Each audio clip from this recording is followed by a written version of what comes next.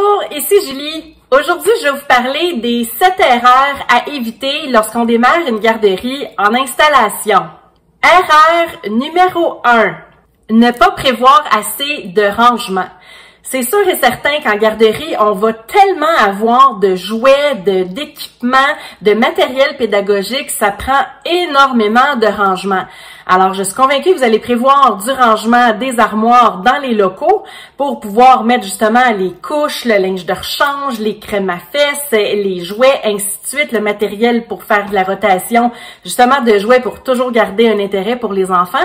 Mais prévoyez plus de rangement encore, si c'est possible, peut-être dans vos vestiaires, au-dessus, d'ajouter une section d'armoire en arrière, je ne sais pas. En tout cas, essayez de mettre vraiment le plus de rangement possible parce qu'il manque toujours de rangement dans une garderie.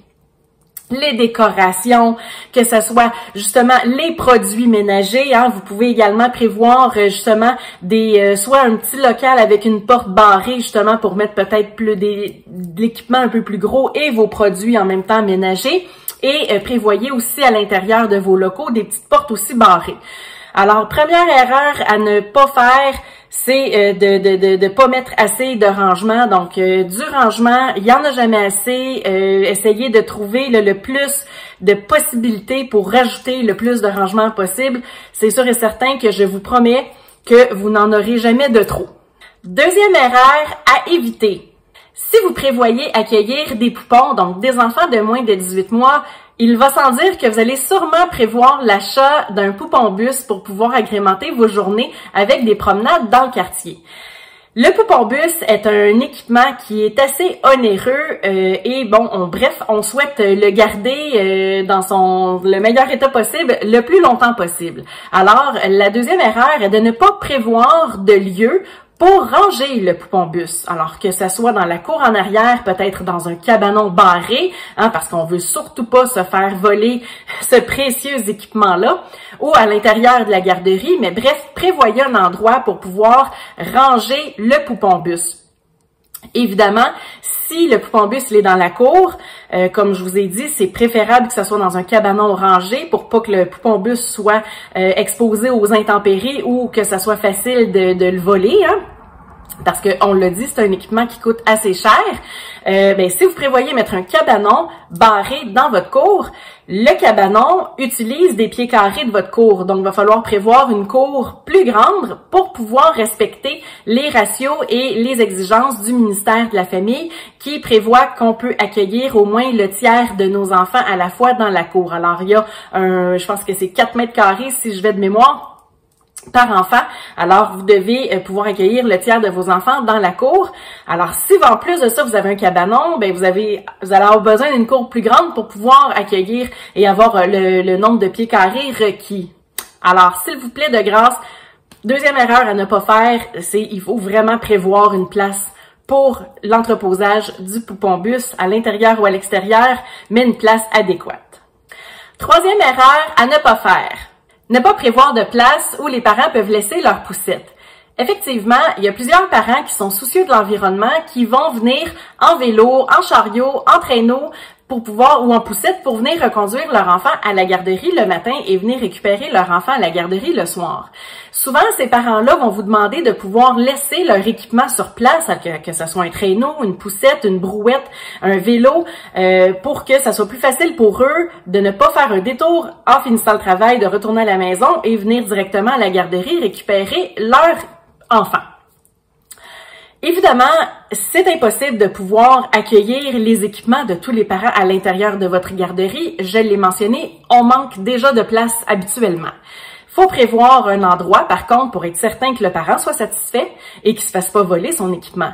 Ma suggestion, de pouvoir installer un rack à vélo ou quelque chose qui ressemble à ça à l'extérieur de votre garderie. Comme ça, le parent peut installer son équipement, alors que ce soit un vélo, une poussette, un traîneau ou une brouette. Il peut attacher, cadenasser son équipement à l'extérieur de votre garderie et le protéger. Il y a des genres de housses là, qui peuvent mettre contre la pluie, le vent, les intempéries pour protéger leurs biens le temps qu'ils sont, eux, à l'extérieur. Évidemment, si vous commencez à dire oui aux parents pour laisser une poussette à l'intérieur parce que bon, tu sais, vous voulez l'accommoder, gardez en tête que si vous dites oui à Minou, faut dire oui à Pitou. Donc, si vous avez 73 enfants, que vous dites oui à un parent, il faut que vous réfléchissiez et que vous soyez en mesure de pouvoir accepter cette demande-là pour les 72 autres. Est-ce que vous voyez vraiment à l'intérieur de votre garderie avec 73 poussettes? Je pense pas. Ne serait-ce simplement que pour les procédures d'évacuation en cas d'incendie, c'est vraiment non réglementaire. Alors, prévoyez simplement une place pour que les parents puissent laisser leur vélo, leur poussette, leur traîneau ou leur brouette à l'extérieur de votre garderie, mais de façon sécuritaire. Quatrième erreur à éviter. Prévoir et subventionner dès le démarrage de votre garderie. Bien qu'il existe parfois, et j'ai vu ça simplement 2 fois en 10 ans, une possibilité d'ouvrir une garderie et de demander une subvention en même temps, c'est excessivement rare. Habituellement, vous devez démarrer votre garderie et une fois que vous êtes en opération, vous surveillez les appels de projet ou les appels d'offres sur le site du ministère de la Famille et dès que vous voyez qu'il y a un appel de projet, pour pouvoir obtenir des places à contribution réduite, c'est à vous de remplir la procédure. Donc, c'est vraiment des démarches distinctes du démarrage de votre garderie. Alors, l'erreur à ne pas faire, c'est de prévoir être subventionné lorsque vous allez faire vos prévisions financières pour aller chercher le financement à votre institution financière, de prévoir être subventionné. Puis bon, finalement, on arrive jour J et malheureusement, vous n'avez pas la subvention ou c'est pas comme ça que ça fonctionne ou ainsi de suite. Alors, c'est vraiment une erreur à ne pas faire. C'est de votre ressort de vérifier régulièrement le site du ministère de la Famille pour vérifier s'il y a des offres, des appels d'offres ou des appels de projet et d'effectuer les démarches dans ce sens-là si jamais c'est le cas. Erreur numéro 5 à éviter. Ne pas prévoir avoir de laveuses et de sécheuses sur place, donc à la garderie. Évidemment, ce n'est pas obligatoire par le ministère de la Famille. Toutefois, théoriquement, vous devriez, vous, en tant que propriétaire de garderie, fournir toute la literie. Alors, les draps contours, les draps pour s'abrier, les couvertures, des débarbouillettes, des serviettes et ainsi de suite. Théoriquement, il est également de votre ressort de laver régulièrement toute cette literie-là. Je sais que dans les faits, la majorité des garderies vont demander aux parents d'apporter les draps, contours et la couverture de la maison pour que justement l'odeur familière de la maison, de la famille, puisse venir apaiser les enfants et les glisser doucement dans le sommeil à la sieste. Habituellement, les garderies qui demandent les draps aux parents remettent les draps le vendredi, les parents font le lavage la fin de semaine et rapportent les draps propres le lundi. Toutefois, là ici, on va parler plus de débarbouillettes. Les débarbouillettes doivent être fournies par la garderie. Vous pouvez, par contre, c'est pas obligatoire, vous pouvez fournir maintenant du papier brun pour justement essuyer les mains, laver les mains, essuyer la bouche des enfants. C'est sûr que c'est moins agréable, c'est plus rugueux, mais bon, c'est jetable, alors bon, vous n'avez pas à laver ça. Par contre, si vous êtes soucieux de l'environnement, c'est sûr et certain que le choix d'avoir des débarbouillettes, c'est plus écologique parce que bon, on jette moins, ça fait moins de déchets. C'est plus doux, c'est plus commun, c'est plus naturel, c'est plus familial pour un enfant de se faire laver la bouche et les mains avec une débarbouillette. C'est sûr et certain que si vous avez des débarbouillettes, ben vous devrez laver celle-ci. Alors là, vous avez plusieurs choix. Il y a des garderies qui font le choix de ne pas avoir de laveuse sécheuse, de laver les débarbouillettes à la main dans le lavabo à la garderie. Je vais être honnête avec vous, c'est pas la majorité du personnel éducateur qui est enchanté de ça. Sinon, l'autre option, c'est de demander à votre personnel éducateur ou encore que vous effectuiez vous-même cette tâche, d'apporter le lavage la fin de semaine pour faire une petite brassée de débarbouillettes de la garderie. C'est pas tout le personnel éducateur qui est vraiment satisfait de ça et qui va être enchanté de ça, d'apporter des débarbouillettes de tous leurs enfants, de tous leurs amis dans leur maison, dans leur laveuse, dans leur sécheuse, avec leur électricité, leur savon et ainsi de suite. Et si vous prenez cette tâche-là sous votre aile, c'est sûr et certain que vous allez passer la fin de semaine à faire du lavage et à plier. L'idéal serait évidemment de prévoir au moins une entrée et une sortie de sécheuse, laveuse sécheuse dans votre garderie. Si vous n'êtes pas en mesure d'en mettre un jour 1, au moins les branchements seront déjà sur place.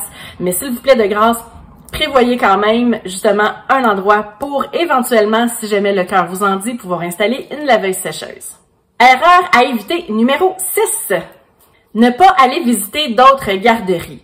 La meilleure façon de savoir ce que vous souhaitez, ce que vous souhaitez pas, ce que vous aimez, ce que vous aimez pas, c'est justement de comparer. Alors moi, je vous encourage fortement à aller visiter d'autres garderies pour justement essayer d'aller voir leurs bonnes idées, leurs moins bonnes idées et pouvoir justement bâtir une garderie vraiment à votre image, une garderie idéale avec juste les bonnes idées. Vous allez pouvoir conserver justement les bonnes idées, rejeter les moins bonnes et faire une garderie qui soit sensationnelle, extraordinaire. Alors, s'il vous plaît, allez visiter d'autres garderies. Vous pouvez être honnête, vous pouvez dire que vous êtes une nouvelle garderie qui va être en démarrage ou vous faire passer pour un parent. Rendu là, ça vous appartient, pas de bon, pas de mauvais, c'est votre choix. Mais de grâce, allez vous inspirer ailleurs pour pouvoir avoir une meilleure opinion de ce que vous voulez vraiment. Erreur numéro 7 à éviter.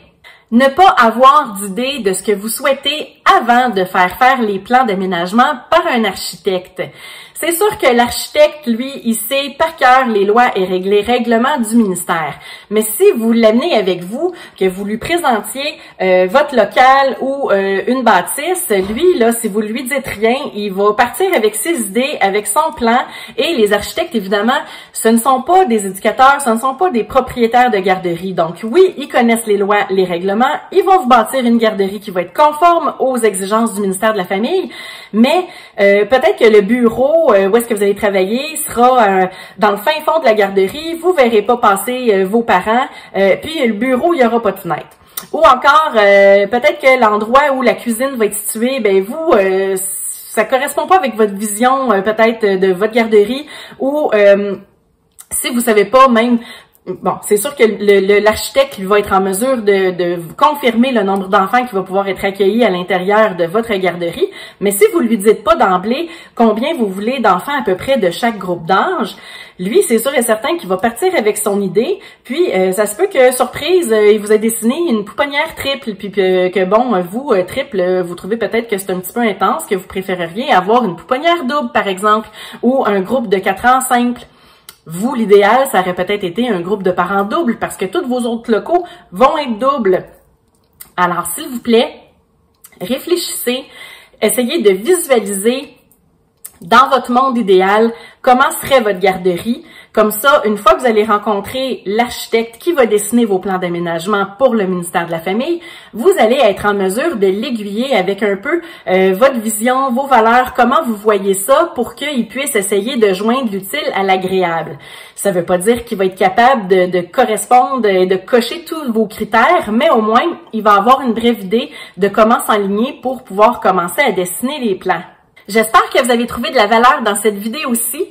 Pour plus d'informations, vous pouvez vous rendre sur mon site internet au juliemassaro.com ou encore vous abonner à ma chaîne YouTube pour être à l'affût de toutes les vidéos comme ça que je mets pour pouvoir vous aider à démarrer votre garderie. Vous pouvez également vous abonner à ma page Facebook Capital Humain Julie Massaro Pro pour vous assurer de ne rien manquer. C'était Julie Massaro qui vous dit à bientôt!